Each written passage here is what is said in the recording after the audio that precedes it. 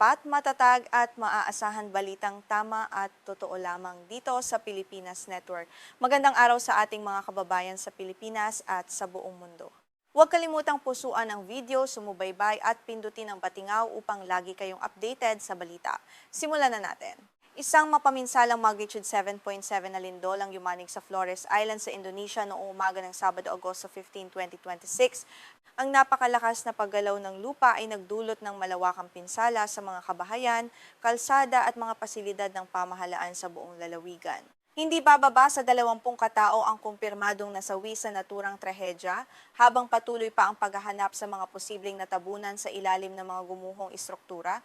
Sa parehong araw, isa pang hiwalay na pagyanig ang naitala sa timog na bahagi ng Europa bandang madaling araw. Isang magnitude 5 na lindol ang tumama sa makasaysayang lungsod ng Granada sa Spain na nagdulot ng mga bitak sa ilang gusali at pinsala sa mga nakaparadang sasakyan. Bagamat nagdulot ito ng matinding takot sa mga residente, opisyal na kinumpirma ng mga awtoridad na walang nasugatan o nasawi sa naturang insidente. Ang dalawang halos magkasabay na pangyayaring ito sa magkaibang panig ng mundo ay nagpapakita ng patuloy na aktibidad ng mga lindol sa iba't ibang rehiyon ng ating planeta. Ipinapaalala nito sa ating lahat ang napakahalagang papel ng maagap na pagtugon ng mga pangkat na tagapagligtas at ang mahigpit na pagsunod ng publiko sa mga opisyal na babala. Sa pamamagitan ng wastong impormasyon at kahandaan, maaaring mabawasan ang panganib na dulot ng mga biglaang sakuna sa ating mga komunidad. Ayon sa kumpirmadong datos mula sa United States Geological Survey o USGS, tumama ang magnitude 7.7 na lindol sa Indonesia bandang 5,058 ng umaga sa lokal na oras na atumbas ng 21:58 GMT noong Biyernes. Natukoy ang sentro ng lindol sa layong humigit kumulang 68 kilometro sa hilagang kanluran ng lungsod ng Ende sa lalawigan ng Istmo sa Tenggara. Lubhang naging mapanganib ang pagyanig dahil sa mababaw nitong lalim na tinatayang 10 kilometro o 6.2 milya lamang sa ilalim ng lupa. Dahil sa napakababaw na lalim nito, naging mas matindi at direktang naramdaman sa ibabaw ng lupa ang enerhiyang inilabas ng lindol sa buong Flores Island. Sa loob lamang ng 30 minuto matapos ang unang malakas na pagyanig, nakapagtala agad ang mga eksperto ng tatlong sunod-sunod na malalakas na aftershock na may lakas na magnitude 5.9, 5.6 at 7.1. Ipinakita ng mabilis na seryeng ito ng pagyanig kung gaano kalaking enerhiya ang pinakawalan ng mga fault line sa rehiyon. Ang sunod-sunod na aftershock ay nagdulot ng karagdagang panganib sa mga estrukturang humina na matapos ang unang pagtama ng magnitude 7.7 na lindol. Maraming residente ang napilitang manatili sa labas ng kanilang mga tahanan dahil sa patuloy na pagyanig at sa pangambang tuluyang bumagsak ang mga napinsalang pader. Ang paulit-ulit na pag-uga ay nagpahirap din sa mga eksperto sa pagtukoy kung aling mga gusali ang ligtas pangtirhan ng mga pamilya. Inilahad ng lokal na pamahalaan ang pinakahuling opisyal na ulat tungkol sa mga biktima mula kay Fatou Rahman, pinuno ng Maumere Search and Rescue Agency o Basarnas. Kinumpirma ng ahensya na hindi bababa sa 20 katao ang opisyal na nasawi sa mga rehiyon ng Sikka, West Mangaray at East Mangaray, kabilang ang 8 biktima mula sa matinding pagguho ng lupa sa Riok Village. Naitala rin ang 6 na individual na nagtamo ng malulubhang sugat, habang 2 pa ang kasalukuyang naipit sa ilalim ng guho at putik at patuloy na sinasagip. Batay sa opisyal na pagtataya ng USGS, mahigit 500,000 katao sa Flores Island ang direktang nakaranas ng napakalakas na pagyanig. Samantala, milyon-milyon pang residente sa buong kapuluan ng Nusa Tenggara ang nakaramdam ng katamtaman hanggang malakas na pag-uga. Ang malawak na saklaw ng lindol ay nagdulot ng agarang pagkasira sa maraming kabahayan at pampublikong pasilidad. Nagbabala ang mga opisyal ng pamahalaan na maaari pang tumaas ang bilang ng mga kumpirmadong nasawi at nasugatan habang nagpapatuloy ang paghahanap sa mga susunod na oras.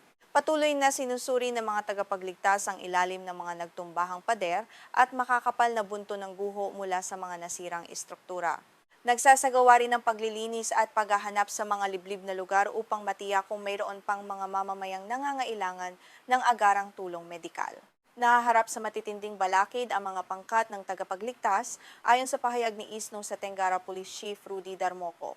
Isa sa pinakamalaking hamon sa operasyon ng malawakang pagkawala ng supply ng kuryente at pagbagsak ng mga cellular network sa buong isla. Dahil naputol ang signal ng telepono at iba pang linya ng komunikasyon, naging lubhang mabagal ang pagpapadala ng impormasyon mula sa mga liblib na baryo patungo sa pangunahing sentro ng koordinasyon. Bukod sa problema sa komunikasyon, naputol din ang 700 kilometrong Transflores Highway sa bahagi ng Ende dahil sa malalaking bitak sa kalsada at mga pagguho ng lupa na humarang sa daanan. Ang highway na ito ang pangunahing lansangang nag-uugnay mula Labuan Bajo hanggang Larantuka, kaya ang pagkasira nito ay nagdulot ng malaking pagkaantala sa pagbiyahe ng mga ambulansya at mabibigat na kagamitang pang-rescue. Sa kasalukuyan, patuloy ang pagtatrabaho ng mga pangkat na tumutugon sa sakuna upang maalis ang mga nakaharang na lupa at muling mabuksan ang naturang ruta. Partikular na kritikal ang kalagayan sa Nagekeo Regency, ang lugar na pinakamalapit sa sentro ng lindol kung saan hindi pa agad nakakapasok ang mga tagapagligtas sa pamamagitan ng lupa. Dahil sarado pa ang mga daanan dulot ng mga gumuhong bato at lupa, napilitan ng BNPB na magpadala ng mga rescue helicopter upang maghatid ng mga supply mula sa himpapawid at magsagawa ng paglilikas sa mga nangangailangan ng agarang gamutan. Ang tulong mula sa himpapawid ang naging pangunahing paraan upang maabot ang mga pamilyang naipit sa mga nakahiwalay na komunidad. Ayon sa opisyal na datos mula sa Ahensya sa Pagtugon sa Sakuna ng Indonesia o BNPB, humigit kumulang 2,000 residente sa Nagikeo at mga karatig bayan ang mabilis na lumikas patungo sa mga ligtas na evacuation area. Mahigit 70 kabahayan, bodega, pasilidad medikal at gusali ng pamahalaan ang nagtamo ng malubhang pinsala o tuluyang nawasak. Dahil sa takot na gumuho ang mga gusali ng ospital dulot ng mga aftershock, napilitan ng mga medical staff na magtayo ng pansamantalang mga tolda sa mga bukas na lugar upang doon gamutin ang mga sugatan. Kailangan pa rin ng patuloy na beripikasyon mula sa mga awtoridad hinggil sa pinal na bilang ng mga nawawala at sa kabuuang sitwasyon sa pinakaliblib na bahagi ng Flores Island. Dahil marami pang komunidad ang hindi nararating ng mga pangkat na tagapagligtas sa lupa dahil sa sirang infrastruktura, nananatiling posible ang pagdating ng mga karagdagang ulat sa mga susunod na araw. Patuloy na kumikilos ang Basarnas at Kapulisan upang maabot ang bawat apektadong residente sa lalong madaling panahon. Bilang agarang tugon sa malakas na pagyanig sa ilalim ng dagat, agad na naglabas ng babala sa posibleng tsunami ang Indonesia Meteorology, Climatology and Geophysics Agency o BMKG. Saklaw ng babala ang mga baybayin ng Flores, South Sulawesi at West Nusa Tenggara upang maprotektahan ang mga komunidad laban sa posibleng pagtaas ng tubig. Inatasan ng ahensya ang lahat ng residente na agad lumayo sa dalampasigan at mga bungangan ng ilog at magtungo sa mas matataas na lugar. Matapos ang masusing pagsusuri sa mga panukat ng level ng tubig sa mga baybayin, opisyal ding binawi ng BMKG ang babala sa tsunami bandang 7:30 ng umaga noong araw ding iyon. Kinumpirma ng mga eksperto na walang naitalang mapaminsalang pagtaas ng level ng tubig sa karagatan na nagbigay ng malaking ginhawa sa mga nag-aalalang residente. Ang maagap na pagbawi sa babala ay naging mahalaga upang mabawasan ang labis na pangamba ng publiko habang isinasagawa ang masalimuot na operasyon ng paghahanap at pagsagip. Mula naman sa kabiserang lungsod ng Jakarta, naglabas ng karagdagang paalala ang mga ahensyang nangangasiwa sa lagay ng panahon at heolohiya na posibleng magpatuloy ang mga aftershock sa loob ng ilang araw. Pinapayuhan ang lahat ng residente sa Flores Island na huwag munang bumalik sa mga bahay na may malalaking bitak at manatili sa mga itinakdang bukas na lugar o evacuation site. Ang pagiging mapagmatsyag sa mga susunod pang paggalaw ng lupa ay nananatiling pangunahing panuntunan para sa kaligtasan ng buong komunidad. Sa kabilang panig naman ng mundo, isang hiwalay na pagyanig ang naganap sa Europa kung saan yanig ang katimugang bahagi ng Spain. Ayon sa teknikal na ulat mula sa Reuters at Instituto Geografiko Nasyonal ng Spain, tumama ang magnitude 5 na lindol makalipas ang alas 1 ng madaling araw o humigit kumulang 1:15 ng umaga sa lokal na oras noong Sabado, Agosto 15, Langsenling Archuleo. Ang pagyanig ay gumising sa maraming residente sa makasaysayan at tanyag na lungsod ng Granada habang karamihan sa kanila ay mahimbing na natutulog. Natukoy ang sentro ng naturang pagyanig sa metropolitan area ng Alhendin na matatagpuan mga 10 kilometro lamang sa timog ng sentro ng Granada. Ang lindol ay naitala sa mababaw na lalim na tinatayang nasa pagitan ng 5 at 10 kilometro sa ilalim ng lupa. Ang mababaw na sentrong ito ang dahilan kung bakit malinaw at mabilis na naramdaman ang pag-ugas sa buong metropolitan area at sa mga karatig na munisipalidad. Nananatiling limitado ang datos mula sa mga opisyal na ulat hinggil sa karagdagang detalye ng lalim ng lindol at mga susunod na maliliit na aftershock sa rehiyon. Dahil dito nakatuon ang mga ulat sa mga kumpirmadong anunsyo lamang ng regional government at mga lokal na ahensyang pang-emergency upang mapanatili ang katumpakan ng impormasyon. Patuloy na sinusubaybayan ng mga lokal na eksperto ang aktibidad ng mga fault lines sa paligid ng Granada upang matiyak ang kaligtasan ng mga gusali. Bagamat walang naitalang ganap na pagguho ng pangunahing istruktura ng mga gusali, nag-iwan pa rin ng kapansin-pansing pinsala ang lindol sa Granada at Alhendin. Batay sa mga larawang ipinalabas ng Spanish television channel na TVE, nagkalat ang mga piraso ng semento at basag na salamin sa ilang kalsada at bangketa. Maraming gusali ang nagtamo ng mga bitak sa pader, paglaglag ng plaster mula sa kisame at pagkasira ng ilang bahagi sa gilid ng mga bubong. Naging biktima rin ng mga bumagsak na materyales ang ilang pribadong sasakyang nakaparada sa tabi ng mga kalsada sa lungsod. Ang mga nahulog na piraso ng adobe at semento mula sa mga lumang balkonahe at bubong ay nagdulot ng mga yupi at basag na salamin sa mga sasakyan sa ibaba. Ipinakita ng mga larawang ito ang malaking panganib na dulot ng mga bumabagsak na bahagi ng gusali sa panahon ng lindol. Sa kabila ng mga pinsalang ito, naging matagumpay ang mabilis na operasyon ng pagsagip na pinangunahan ng mga emergency service ng Andalusia at mga lokal na bumbero. Mabilis nilang inalalayan at inilikas ang ilang residente mula sa mga napinsalang apartment upang masuri ang kanilang kalagayan at ang katatagan ng mga gusali. Ang pinakamagandang balita mula sa regional government ng Andalusia ay ang opisyal na kumpirmasyong walang sinumang residente ang nasugatan o nasawi sa buong insidente. Dahil sa pangyayari, agad na ipinatupad ng pamahalaan ng Andalusia ang opisyal na planong pang-emergency para sa panganib ng lindol sa pamumuno ni Vice President Antonio Sanz Cabello.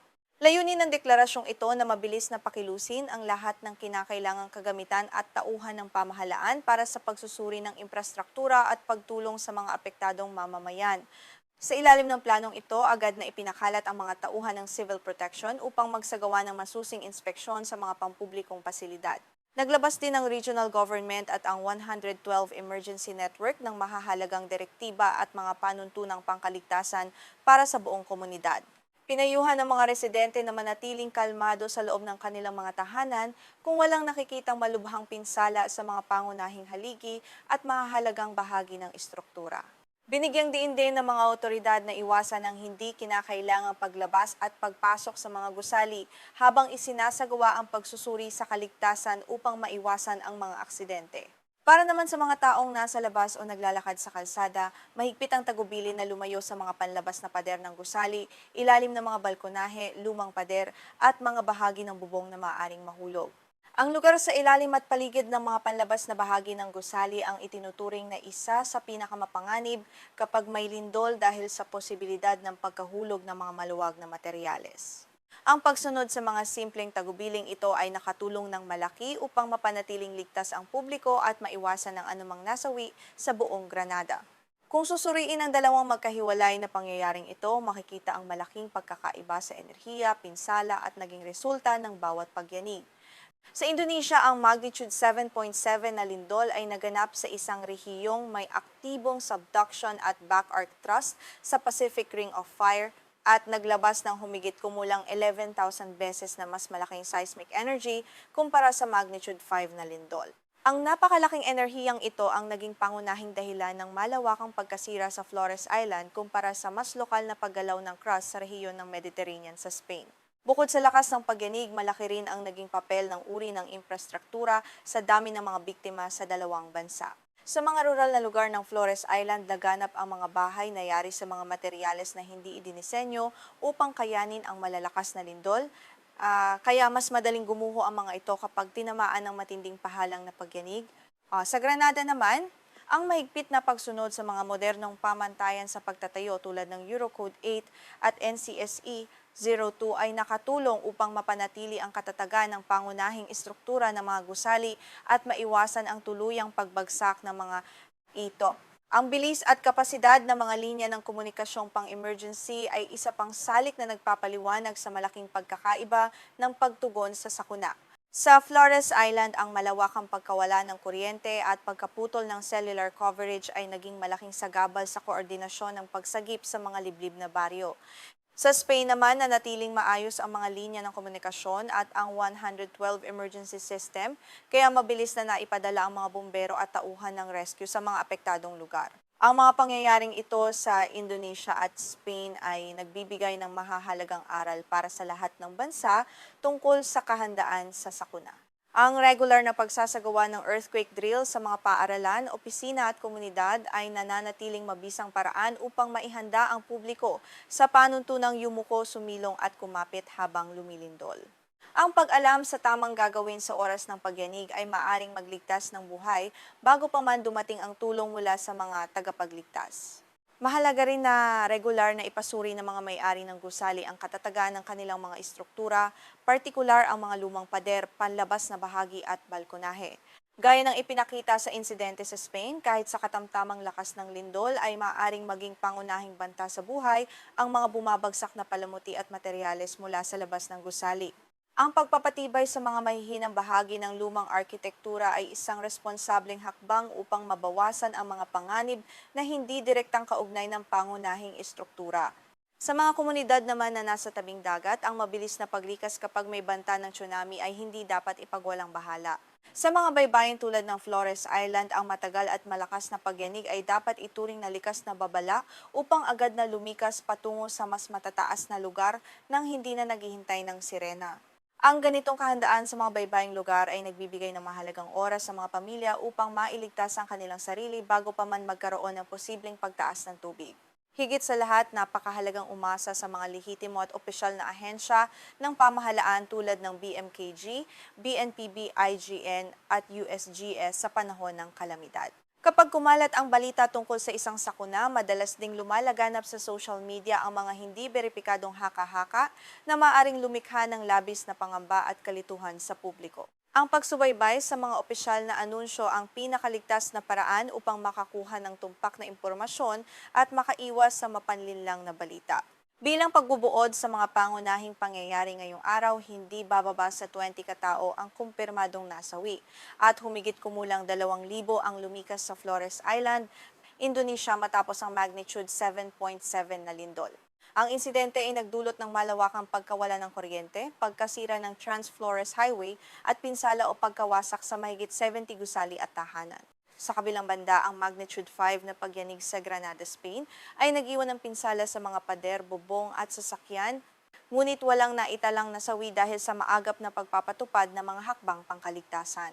Patuloy nating susubaybayan ang pag-usad ng mga operasyon sa paghahanap at pagsagip sa Indonesia, partikular sa Nagekeo Regency kung saan inaasahang makapapasok ang mga pangkat sa lupa sa sandaling maibalik ang kuryente at mga linya ng komunikasyon. Aabangan din natin ang mga susunod na opisyal na ulat mula sa BNPB at Basarnas tungkol sa kalagayan ng mga apektadong komunidad sa lalawigan ng Isno sa Tenggara. Ang anumang bagong impormasyon tungkol sa rehabilitasyon at pagbangon ng lugar ay agad nating ibabahagi sa ating mga taga-subaybay. Manatili po tayong alerto, laging handa at ligtas sa lahat ng oras sa pamamagitan ng pagiging maalam sa mga tamang hakbang sa panahon ng kalamidad. Huwag kalimutang i-like ang video ito at mag-subscribe sa ating channel para sa tuloy-tuloy at beripikadong mga update tungkol sa mahahalagang pambansa at pandaigdigang balita.